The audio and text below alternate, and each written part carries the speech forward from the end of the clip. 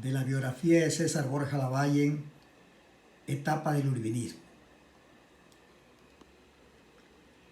En los primeros años de la etapa marxista, llamada así por la revuelta antifloriana, fue en marzo de 1845, gobernaron los civiles guayaquileños Vicente Ramón Roca en 1845 a 1849 y Diego Noboa en 1849 a 1850. Una de sus principales tareas fue enfrentar el peligro de las invasiones de Flores a inicio de los años 50. Un nuevo conflicto de poder no resuelto dio espacio para un nuevo arbitraje militar. El hombre fuerte del ejército general José María Urbina y Viteri fue proclamado dictador. Luego fue elegido presidente constitucional por una Asamblea Nacional de 1852 a 1856.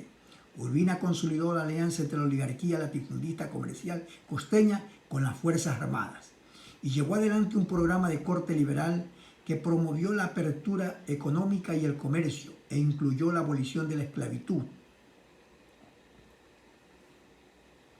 la supresión del tributo indígena y medidas a favor de los campesinos serranos.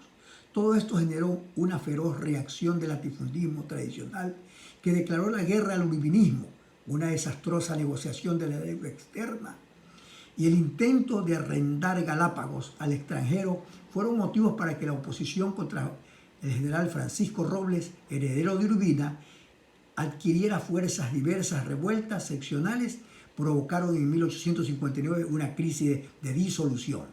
En Quito, Guayaquil, Cuenca y Loja se formaron gobiernos autónomos.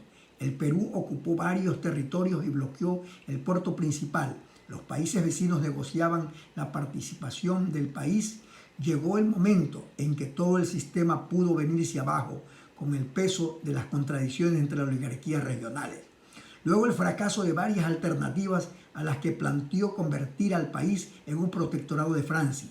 La aristocracia quiteña, con Gabriel García Moreno a la cabeza, ayudado por Flores, logró triunfar en la sierra, tomar luego Guayaquil y reconstruir el Estado ecuatoriano. Para septiembre de 1851, el país experimentaba un desarrollo y una política liberal democrática, en la que tomó partido el general José María Urbina, quien derrotó a Diego Noboa. Urbina asumió el poder con rapidez, gobernando el país por espacio de 5 años, administración que siguió los lineamientos dejados por Vicente Rocafuerte, plasmándose algunas de los indudables méritos, entre los que se destacan la manumisión de los esclavos negros, quedando libres de sus señores amos, supresión de los tributos indígenas y dictó un código civil, entre otras. Urbina, para sostenerse en el poder, aprovechó un gran contingente de color formado por aquellos batallón de mulatos extraídos de los campos de Taura, a quienes les decía mis canónigos, muy temibles por la terribles que eran, y así formó su ejército de soldados ecuatorianos para hacer honor al marxismo. Los Tauras eran sinónimo de civismo y nacionalismo. Los puso al mando del capitán Camilo Borja Miranda, padre de César, impartiendo a su batallón bizarría y formación militar, constituyendo los Tauras de aquella época en una especie de guardia pretoriana que el general Urbina comentaba a los opositores del régimen. En Quito, Guayaquil, Cuenca y Loja formaron gobiernos autónomos. El Perú ocupó varios territorios y bloqueó el puerto principal. Los países vecinos negociaban la partición del país. Luego de un momento en que todo el sistema pudo venirse abajo, con el peso de las contradicciones entre las oligarquías regionales, luego el fracaso de varias alternativas en las que él planteó convertir al país en un protectorado de Francia. Logró triunfar en la sierra, tomar luego Guayaquil y reconstruir el Estado ecuatoriano. El panorama quiteño de aquella época, a eso de las 6 de la tarde, encendían los faroles que con débiles luces mortecinas parpadeaban, hora en que los vecinos aligeraban el paso hacia sus hogares en medio de parsimoniosas salutaciones. Ya entradas horas de la noche, soplaban grandes vientos que venían acariciando el Pichincha y que flotaban en los tejados de las casas.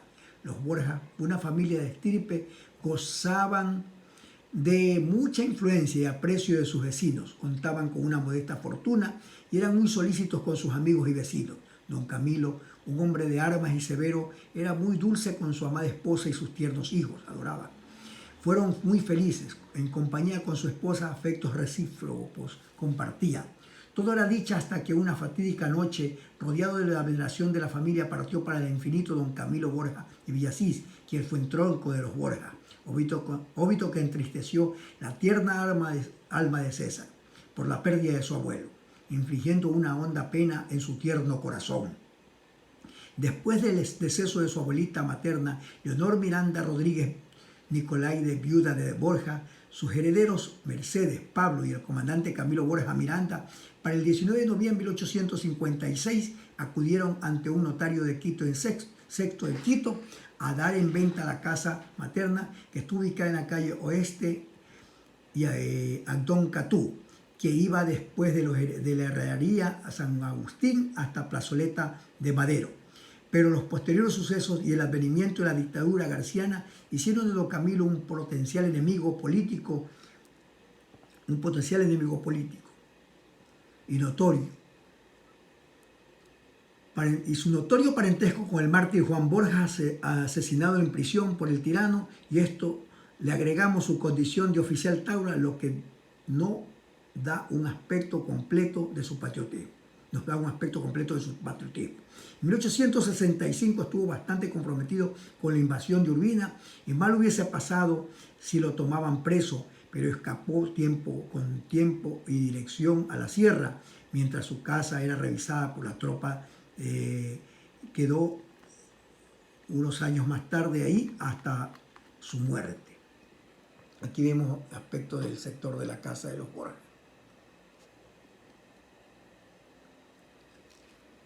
Esta última parte fue tomada del Diccionario Biográfico de Rodolfo Pérez Pimentel.